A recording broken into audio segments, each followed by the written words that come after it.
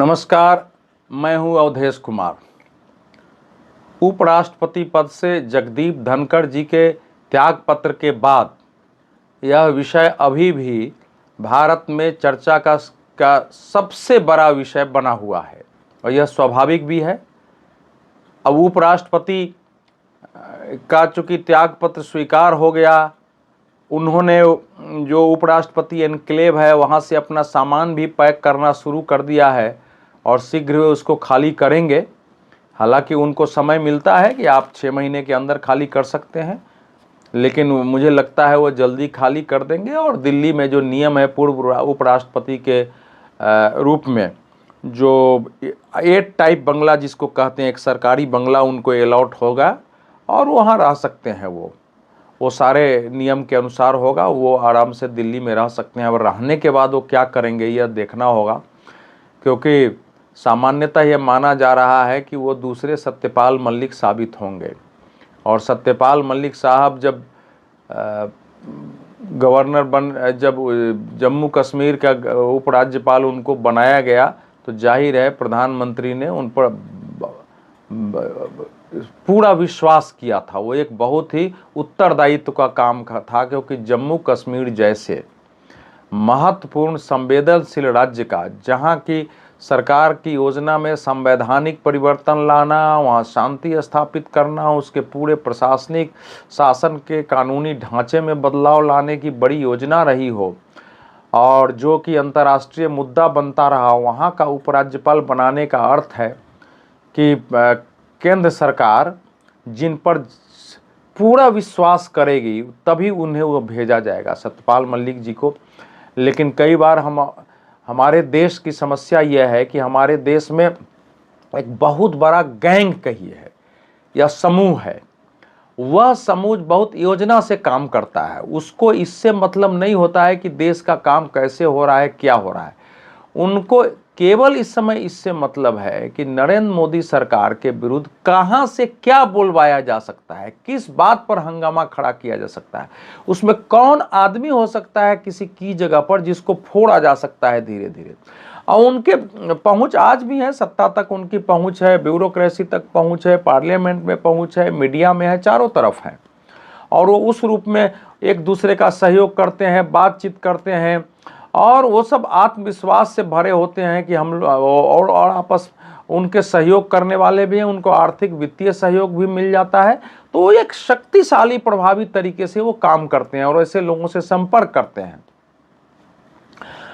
मैं किसी का नाम नहीं लेता हूं, जैसे सत्यपाल मलिक से मीडिया के कुछ ऐसे लोग लगातार उनका इंटरव्यू कर रहे थे जो सामान्यतः आजकल भाजपा नेताओं से नहीं करते हैं।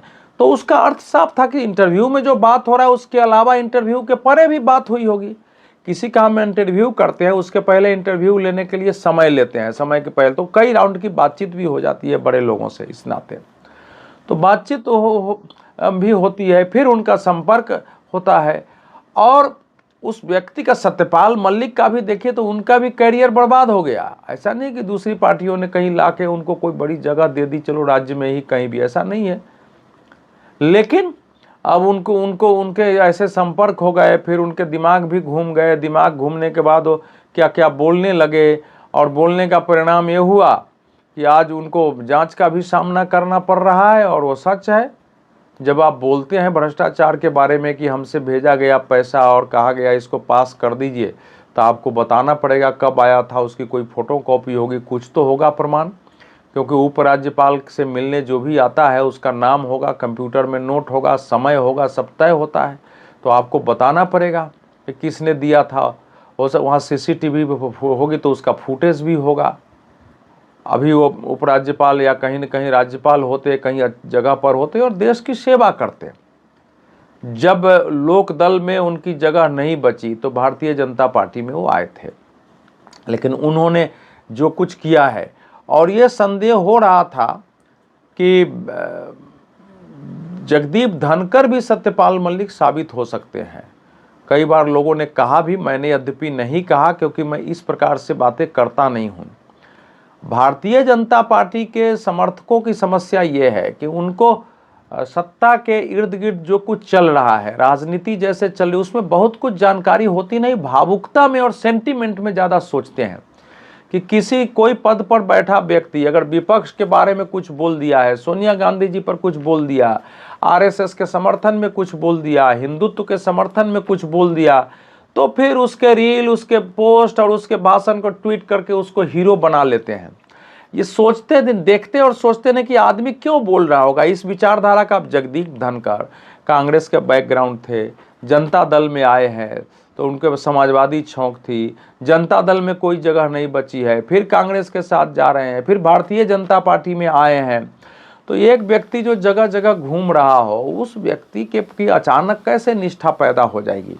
और उपराष्ट्रपति पर पद पर बैठने के बाद एक गरिमा होती है, और उस गरिमा का ऐसे उनका तो व्यवहार ऐसा लगता था, और मैं व्यक्तिगत रूप से बातचीत भी करता था, टीवी पर इशारों में भी कई बार बोला हूँ, लेकिन बड़े पद पर बैठे व्यक्ति के बारे में मेरे जैसे व्यक्ति की भी कुछ बोलने के पीछे एक जिम्मेवारी होती है, उत्तरदायित्व है कि जो कुछ बोलता हूँ लेकिन समझ में आती है, मैं बहुत सारे लोगों को बताता भी था।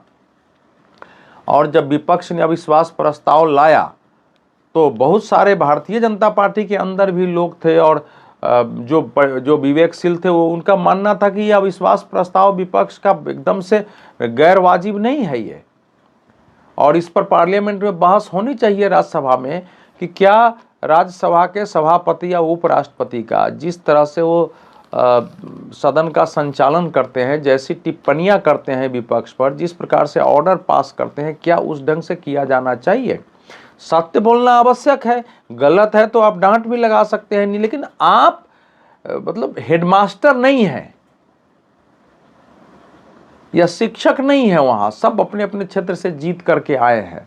और भी बहुत सारी बातें हो रही थी।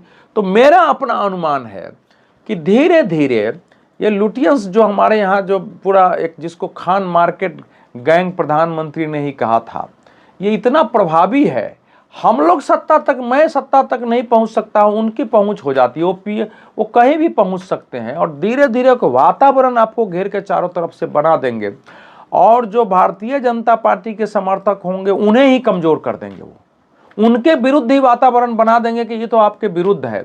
ऐसे उनके चारों तरफ तंत्र और तार होते हैं, और बहुत सारे काम वो करवा लेते हैं। और जो भारतीय जनता पार्टी के भी बहुत सारे नेता और मंत्री होते हैं, ऐसे लोगों के साथ मिलने बात करने में उनको बड़ा आनंद आता है, और उनको लगता है कि यहाँ के बुद्धिजीवियों के बीच में हूँ। हालांकि मोदी जी के आने के बाद थोड़ा इसमें, अमित शाह जी के होने के बाद थोड़ा बदलाव आया है। मैं तो ये मानता हूँ कि सभी विचारधाराओं के बीच आपस में बातचीत होने चाहिए। राजनीति में दुश्मनी के लिए कोई स्थान नहीं है, घृणा के लिए स्थान नहीं है। हमारी वैचारिक असहमति होती है, और मैं उसी तरह से काम करता हूँ। सभी विचारधाराओं के साथ हम लोग देश के हित में मिलकर काम करते रहे हैं। असहमति रही है, लेकिन फिर भी बहुत सारे ऐसे जिन पर मुद्दे रहे काम करते रहे। लेकिन अब वो वातावरण बदला हुआ है। जिन्होंने देश में धरातल पर कुछ काम ही नहीं किया, कोई समाज सेवा नहीं की, कोई आंदोलन नहीं किया, कोई धरना प्रदर्शन नहीं किया, केवल या तो अखबार में रहे या टीवी पर रहे, ऐसे हैं। कुछ लोगों ने कुछ पुस्तकें लिखी, किसी ने कुछ एनजीओ चला लिया, कोई सीधे पॉलिटिक्स में आ गया। तो इन लोगों को इसका अनुभव नहीं होता है। अब इनको एक नरेंद्र मोदी से, आरएसएस से, भाजपा से एलर्जी है, तो वो उसी अनुसार जाके इनको फोड़ सकते हैं, इनके माध्यम से कुछ बातें बुलवाओ। तो आपने देखा होगा कि जगदीप धनखड़ साहब पिछले ही दिनों जब मल्लिकार्जुन खड़गे बोल रहे थे, और उसके बाद दिग्विजय सिंह जी ने कुछ बोला है, उसके बाद जो उन्होंने टिप्पणी की है, उसमें पहले तो राष्ट्रपति उपराष्ट्रपति पद के गरिमा की बात की, चलो वो ठीक है, लेकिन जब अपने जाति की बात करने लगे व्यक्तिगत, तो सबका माथा ठनका कि ये जाति की कैसे बात कर रहे हैं। उपराष्ट्रपति के रूप में ये किसी जाति के प्रतिनिधि तो नहीं है, और उस जाति में जिस जाति से आते हैं, एक से एक वीर लोग हुए हैं जो देश की सेवा करते हुए वो सेना में रहे हैं, वो मध्यकाल में संघर्ष करने वाले रहे, वो राजा रहे हैं, जमींदार रहे हैं, बहुत सारे राजनेता रहे हैं, देश के लिए अच्छा काम किया, लेकिन जाति के रूप में तो उन्होंने भारत की सेवा की है। अब उपराष्ट्रपति पर पद पर बैठा व्यक्ति कोई जाति की बात कर रहा है। अब दूसरी स्थिति होती है, फिर उन्होंने एक बार किसानों को लेकर के ऐसे ही बात कर दिया, और ऐसी बातें की किसानों को लेकर कि लोगों का माथा ठनका कि भाई उपराष्ट्रपति ये सब क्यों बोल रहे हैं। लेकिन वो बैलेंस भी करते थे। इधर आके उन्होंने आपातकाल के बारे में बात कर दी और आपातकाल का विरोध कर दिया, कैसे वो लोकतंत्र का दमन था। फिर बैठे बैठे उन्होंने एक कांग्रेस के नेताओं को, विपक्ष को टोकते हुए और आरएसएस के बारे में आसन से बोला, और बहुत अच्छा बोला कि आरएसएस कैसे देशभक्ति का काम करती है और सेवा का कैसे काम करती है, और आरएसएस का साथ होना, सदस्य होना गर्व का विषय है। तो फिर आपको खुश भी कर दे रहे थे। तो दोनों तरफ से वो काम, लेकिन धीरे धीरे लग रहा था कि उनके साथ ये जो सत्ता तक, क्योंकि दुर्भाग्य से जो राष्ट्रीय स्वयंसेवक संघ के प्रतिबद्ध स्वयंसेवक होते हैं वो सत्ता तक बहुत जाते नहीं। उनके मन में भाव रहता है कहाँ पहुँचाए, अपने नीचे के अधिकारी तक पहुँचा देते हैं। भाजपा के भी सामान्य कार्यकर्ता चाहते जरूर हैं, लेकिन उनकी पहुँच नहीं होती है, वो व्यवस्था नहीं होती है। लेकिन दूसरे विचार के लोगों के पास से व्यवस्था होती है, वो पहुँच जाते हैं, क्योंकि वहाँ इतने डिसिप्लिन का और इसकी आवश्यकता नहीं होती है। ये एक बड़ा अंतर है। और जो किसी पार्टी में नहीं है, ऐसे ही विरोध में चला रहा है बुद्धिजीवी के रूप में, उसका नाम स्थापित है। क्योंकि पहले कम्युनिस्टों ने, कांग्रेस के लोगों ने, समाजवादियों ने, जो उनके समर्थक, चाहे वो बुद्धिजीवी हो, जर्नलिस्ट हो या उनसे जुड़े, उनका 10 बार नाम लेके उनको एक आइकन बना देते थे, उनका नाम खुद ही कर देते थे 5 बार में। इस विचारधारा में ऐसा नहीं है। इस विचारधारा में आप देखेंगे कि जो लंबे समय से काम कर रहा है, उसकी प्रतिबद्धता है, ईमानदारी है, चरित्रवान है, साहस भी है, शानदार लिखता बोलता है, या शानदार तरीके से समाज सेवा कर रहा है, शानदार तरीके से कहीं संघर्ष कर रहा है, आंदोलनकारी है, उसका नाम ले करके और उसको समाज में स्थापित करो, ये चरित्र इधर पैदा नहीं हुआ है। कई बार नाम भी ऐसे लोगों का लेते हैं जिनको लेकर के बहुत निगेटिव धारणा रहती है। कई बार ऐसे लोगों का भी नाम ले लिया जाता है, ऐसे लोगों को मंच पर स्थान दे दिया जाता है, तो लोग कूटते चिढ़ते रहते हैं, लेकिन फिर भी उस विचार में काम करते हैं। क्योंकि मैंने सभी विचारधाराओं को देखा है, सबके साथ काम किया, इसलिए मेरा व्यक्तिगत अनुभव भी है। तो फिर ये लोग, इनका धनखड़ जी से इनका बहुत संपर्क नहीं था। हालांकि भाजपा में आए थे तो विधि प्रकोष्ठ उनके जिम्मे था, तो उन लोगों का मुझे लगता है ऐसा संपर्क हुआ, और धीरे धीरे इनको कन्विंस किया गया होगा कि उपराष्ट्रपति रहते हुए भी आपका एक स्वतंत्र स्टैंड होना चाहिए। तो एक तरफ तो ये था, दूसरी तरफ जगदीप धनखड़ ऐसा मैसेज देते थे जैसे बीजेपी के शीर्ष, मतलब सरकार के शीर्ष नेतृत्व के साथ उनका डेली का कम्युनिकेशन है, और उस कम्युनिकेशन से वो काम करते हैं। और तो नीचे के लोग उनसे पूछ भी नहीं सकते, सबको लगता था कि हमारे बड़े नेता हैं। तो ये सारी स्थितियां हमारे यहाँ हुई हैं, और ये केवल किसी राष्ट्रपति का त्यागपत्र नहीं है। एक व्यक्ति जो गवर्नर आपका रहा है, वहाँ से काम करते हुए उतना माना गया कि ये विश्वसनीय व्यक्ति हैं और इनको उपराष्ट्रपति हम बना सकते हैं, आपने बनाया है। अगर वहाँ तक विरोधी ये सारे पहुँचने में सफल होके उनका माइंड चेंज करने में सफल हो जा रहे हैं, तो ये फिर सबके लिए चिंता का विषय होना चाहिए कि कौन कौन कहाँ पहुँच के किसके पीछे लगा होगा। और जगदीप धनखड़ तक चूंकि बड़ी जगह थे, बहुत सारी चीजें दृष्टि में आ गई कि सरकार को पता ही नहीं है। विपक्षी सांसदों ने लिख के दे दिया, जस्टिस यशवंत वर्मा के विरुद्ध महाभियोग प्रस्ताव उन्होंने स्वीकार भी कर लिया, और आसन से ऑर्डर भी पास कर दिया कि इसकी प्रक्रिया, जो महासचिव है राज्यसभा के, सेक्रेटरी जनरल, उसकी प्रक्रिया आरंभ करें। और ये आसन का अधिकार है कि लोकसभा अलग करेगा, राज्यसभा अलग करेगा, और उधर पता भी नहीं चल रहा है। तो फिर वो क्या है, ये सोचने को विवश करता है कि आखिर ये स्थिति पैदा क्यों हो रही है। अब आप देखिए, ये जो गैंग है, इस गैंग ने अचानक खबर फैला दिया कि उनका उपराष्ट्रपति भवन सील कर दिया गया, जैसे पाकिस्तान हो कि एक पद पर हटा और किसी को सील कर दिया, उसको धक्का मार के निकाल दिया। ऐसा हमारे देश में होता है क्या? किसी से मतभेद हुआ है, वो उपराष्ट्रपति रहे हैं, संगठन में भी आ गए थे, राज्यपाल रहे हैं, तो इस प्रकार से भारत में नहीं होती है। खासकर मुझे नहीं लगता है कि भाजपा में किसी के साथ ऐसा हुआ होगा। और सरकार है, उपराष्ट्रपति है, संविधान में उन्होंने त्यागपत्र दिया है। त्यागपत्र के बावजूद उनके जो नियम है, उस नियम के अनुसार उस एनक्लेव में वो एक सीमा तक रह सकते हैं। रहने के बाद वो अपने समय से खाली करेंगे। खाली करने के बाद उनको अलग बंगला अलॉट होगा, जाएंगे। उन्होंने पैक करना शुरू भी कर दिया है, और अजब अजब खबरें आ गई कि सील कर दिया गया है, उनको तुरंत निकलने का आदेश दिया गया है, लोगों को मिलने से मना किया जा रहा है। आप भी जाके देख सकते हैं कि ऐसी कोई व्यवस्था नहीं है। तो तो ये भी एक दुष्प्रचार शुरू हो रहा है, अलग अलग दुष्प्रचार हो रहा है। कल तक जो विपक्ष माने उनके मृत्यु की मतलब उनके पद से किसी ढंग से आदमी चला जाए, उनसे खार खाए हुए है, पीछे में अपशब्द तक बोलते थे, वो ऐसी दे रहे हैं कि उनको जयराम रमेश जी ने लिख दिया कि मैं तो उनसे पुनर्विचार का आग्रह करता हूं कि पुनर्विचार का आग्रह करें। और 12 दिसंबर 2024 को ये जयराम रमेश जी उन प्रस्तावकों में शामिल थे, इनके इनके अविश्वास उपराष्ट्रपति के विरुद्ध अविश्वास प्रस्ताव में ये सब मिलकर गए थे और हस्ताक्षर भी हो गए थे, और हस्ताक्षर लेकिन अब वो प्रस्ताव पेश भी कर दिया गया था। तो इस ढंग से ये काम करता है, क्योंकि अब उनका मन बदल रहा था, अब लग रहा था कि हमारे अनुकूल हो रहे हैं, अब सरकार के लिए समस्या पैदा कर सकते हैं और हमारी बात संसद में चलेगी और हम सरकार को घेरने में सफल होंगे। तो अब उनको लगता है कि इनको इस ढंग से ये काम करता है।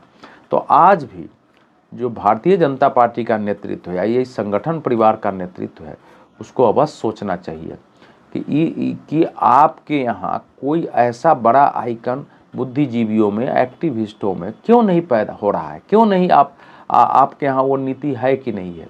दूसरा यह भी देखना चाहिए कि आखिर वो इतने दिन शासन में होने के बावजूद ये दूसरा पक्ष, शासन में सबका है, अब अपना अधिकार है जाए आए, लेकिन नकारात्मक तरीके से आपके विरुद्ध दुष्प्रचार कराने की दृष्टि से एक षड्यंत्र की तहत एक माइंड बदलने के लिए योजना पूर्वक आप तक प्रवेश कर जाते हैं। और बहुत सारे स्थिति वही है।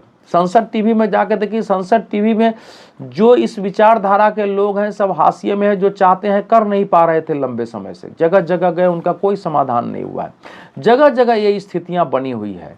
तो ये भी इस घटना का एक बहुत बड़ा सबक है जो लेना चाहिए।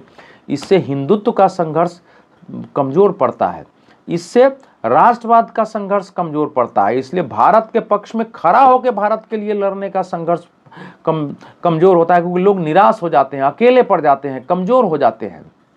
और जो आपका कोई शीर्ष पर आदमी है और वो बिल्कुल उसका माइंड चेंज करके उसको अपने साथ बना के वो खिलाफ खड़ा कर दे सकते हैं।